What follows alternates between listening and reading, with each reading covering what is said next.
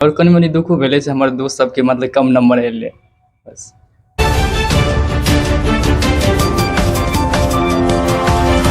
नमस्कार, प्रणाम, गोर लगै छी। काल्हि 23 मार्च का बिहार इंटरमीडिएट के परीक्षा परिणाम निकललै और परीक्षा परिणाम के बाद जे छै से पूरा सब गांव में हलचल मच गेल छै, चूँकि सामने चुनाव छै और संग संग परीक्षा के परिणाम जे एबेर एलैया से बहुत सुंदर परिणाम एलैया।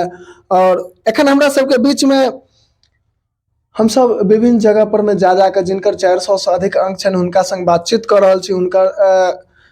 हुनकर तैयारी के की केना विश्लेषण छनि सबटा चीज हम सब जानबाक प्रयास कर रहल छी। एखन हम सब शंकर रोहाल बिठौली में छी और हमरा सबके बीच में छथि एखन दीपक शर्मा और हिनकर अंक जे एलनि हन से 429 अंक एलनि हन। बहुत मायने राखे छै बिहार बोर्ड में, सीबीएसई में आम बात छै, लेकिन बिहार बोर्ड में बहुत मायने राखे छै। दीपक जी, बहुत बहुत स्वागत है यहाँ के। आपको धन्यवाद। परीक्षा के परिणाम जे एलैया, रिजल्ट निकलला के बाद केहन महसूस कर रहल छी? बहुत अच्छा महसूस हम कर रहल छी जे हमरा एते रिजल्ट आयल, एते बढ़िया एले रिजल्ट। अच्छा, मतलब अहाँ ई कह रहल छियै जे एते बढ़िया रिजल्ट एले कि एते बढ़िया रिजल्ट आवे के आशा नहीं छल की? नहीं, एहो से ज्यादा आवे के छले पर इतना ही एले। कि केना अहाँ जे छै से तैयारी, मतलब तैयारी कई प्रकार के अहाँ के छले?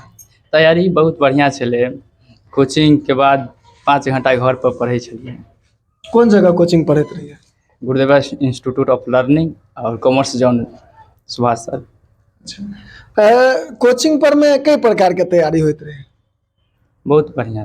बहुत बढ़िया होइत रहे। जो हम सब कॉलेज के बात करब तो तमाम दर्शकों निक जकाँ बुझैत हेबै और विद्यार्थियों सब निक जकाँ बुझै छथिन जे कॉलेज में केहन पढ़ाई होइ छै से दैवेटा बुझै छथिन कि विद्यार्थीटा बुझै छै। कॉलेज के तो हम सब बाते नहीं करब, सिर्फ नाम के लेल सरकारी कॉलेज। हाँ, हालांकि के पाठक जी जहिया से एक्टिव भेलथि या तहिया से कॉलेज और स्कूल सब में पढ़ाई सुंदर हुआ लगलैया, लेकिन तै से पहिने तो चौपट छलैया। ई परीक्षा परिणाम के बाद आगू जे छै से अहाँ कई प्रकार के अपन भविष्य देखा चाहे छी? कोन चीज में अहाँ के रुचि है? हमर अकाउंटेंसी पढ़े में। अच्छा, अकाउंट मतलब अकाउंटेंट। जना कि बहुत बहुत बच्चा के मान लिया इच्छा रहे छै जे हम सीए बनी, ककरो इच्छा रहे छै हम सीपीटी क के, या कि ककरो इच्छा रहे छै हम बिजनेस करी। तो कई प्रकार के अहाँ के? हम सीए बने चाहे छी। सीए बनना चाहे छी। जे प्रकार से मान लिया अहाँ के बैचलर में जतेक भी गोटा छले ते में अहाँ के ई लागत है जे नहीं फला बच्चा बहुत सुंदर पढ़े में छै, और जखन रिजल्ट एले तो वो सब पाछू रह गेले और अहाँ आगू निकल गेलिए। तो ओई काल के ई चीज सुनला के बाद केहन प्रकार के अहाँ के खुशी भेल? उस समय बहुत बढ़िया मतलब खुशी महसूस भेले और कनी मनी दुखो भेले से हमर दोस्त सबके मतलब कम नंबर एले बस। अच्छा, कौन जगह अहाँ कोचिंग पढ़ैत रहिए जे मान लिया जे अहाँ के सबसे नीक पढ़ाबै छले? यानी होइ छै ना जे कोनो शिक्षक एकटा एहन रहै छथिन जे बहुत नीक बच्चा के मन में बैस जाइ छै जे ई सर हमरा बहुत नीक पढ़बै छथि। सुभाष सर और शैलेश सर। सुभाष सर और शैलेश, उसको मैं प्रणाम करता हूँ। बहुत बहुत धन्यवाद। हम सब एखन विभिन्न जगह जा रहल छी इंटरमीडिएट के परीक्षा के बाद। जिनकर सबके 400 से अधिक अंक छनि हुनका सब लग में बैस के अहिना बातचीत करे छी, हुनकर की केना तैयारी छै सबटा पर में बातचीत क के अहाँ सबके बीच अनबाक प्रयास कर रहल छी।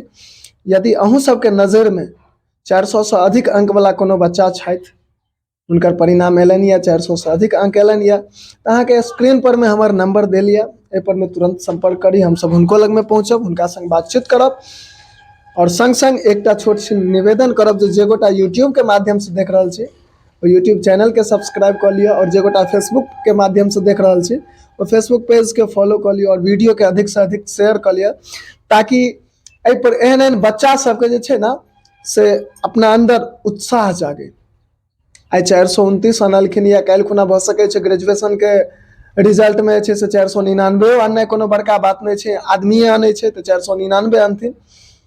यदि हम अहाँ उत्साह देबै, प्रोत्साहन देबै, तखने बच्चा संभव छै बच्चा से। ताहि दुआरे एहि के संग आब जेबाक समय भ चुकल छै। जय मिथिला, जय हिंद।